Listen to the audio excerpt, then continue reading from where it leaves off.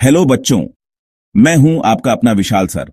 और आज हम जानेंगे यातायात के विभिन्न साधनों के बारे में। ये साधन तीन प्रकार के होते हैं। एक, लैंड अर्थात जमीन पर चलने वाले। दूसरे, वाटर अर्थात पानी में चलने वाले। और तीसरे, एयर अर्थात हवा में चलने वाले। ये सब साधन हमारे जीवन को आसान और रोमांचक बनाते हैं।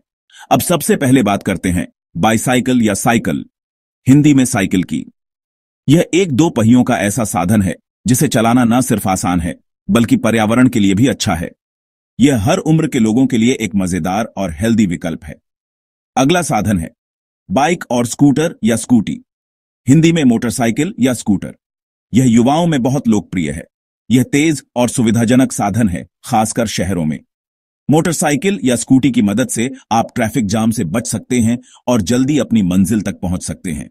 इसके बाद बात करते हैं तीन पहियों के साधन, रिक्शा। ये तीन तरह की होती है, एक पैरों से चलने वाली, दूसरी फ्यूल या ईंधन से चलने वाली, तीसरी जो आजकल ज्यादा प्रयोग होती है ई रिक्शा अर्थात बिजली से चलने वाली। ये तीनों ही नजदीक की दूरी तय करने में सबसे ज्यादा उपयोग की जाती है।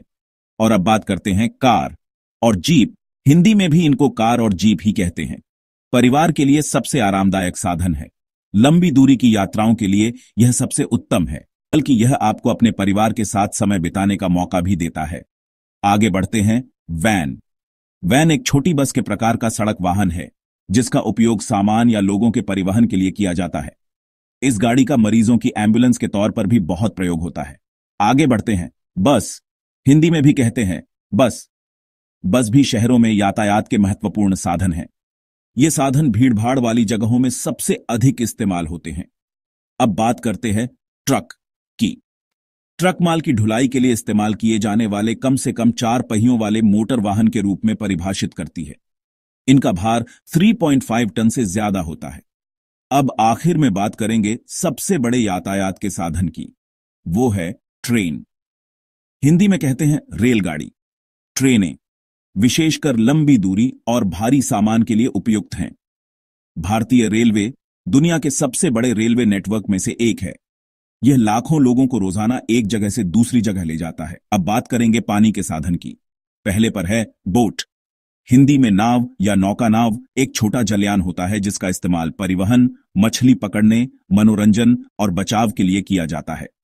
नावों को चप्पू, पतवार, पाल या इंजन से चलाया जा सकता है। कश्मीर में छुट्टियों या लंबे समय के लिए रहने के लिए हाउस बोट का भी इस्तेमाल किया जाता है। अब आगे शिप, हिंदी में समुद्री जहाज। जहाज नाव का एक बड़ा रूप होता है जो पानी पर इंजन से चलता है। जहाजों का इस्तेमाल लोगों और सामान को ले जाने, मछली पकड़ने, मनोरंजन और युद्ध में किया जाता है। जहाजों को नदियों और समुद्रों में चलाया जाता है। अब आखिर में हवा में चलने वाले साधन। पहले बात करते हैं एरोप्लेन, मतलब हवाई जहाज। इसकी बात करें तो यह आधुनिक यातायात का सबसे तेज साधन है। हवाई जहाज एक प्रकार का वायुयान होता है जो अपने पंखों के द्वारा गति मिलने पर हवा में उड़ता है। यह कई आकार, वजन आदि में मिलता है। इसका मुख्य उपयोग वस्तुओं और लोगों को एक स्थान से दूसरे स्थान ले जाने में किया जाता है। इसके अलावा इसका उपयोग सेना, अनुसंधान कार्यों आदि में भी किया जाता है। अगला है हेलीकॉप्टर, हिंदी में भी हेलीकॉप्टर कहते हैं। वर्तमान में हमारे पास यातायात के कई साधन मौजूद हैं जिसमें हेलीकॉप्टर और चॉपर भी प्रमुख है। यह एक पंखों वाला विमान होता है जिसके टॉप पर घूमने वाले पंख लगे होते हैं। घूमने वाले पंख विमान को उड़ान भरने, उतरने और हवा में इधर उधर मंडराने की मदद करते हैं।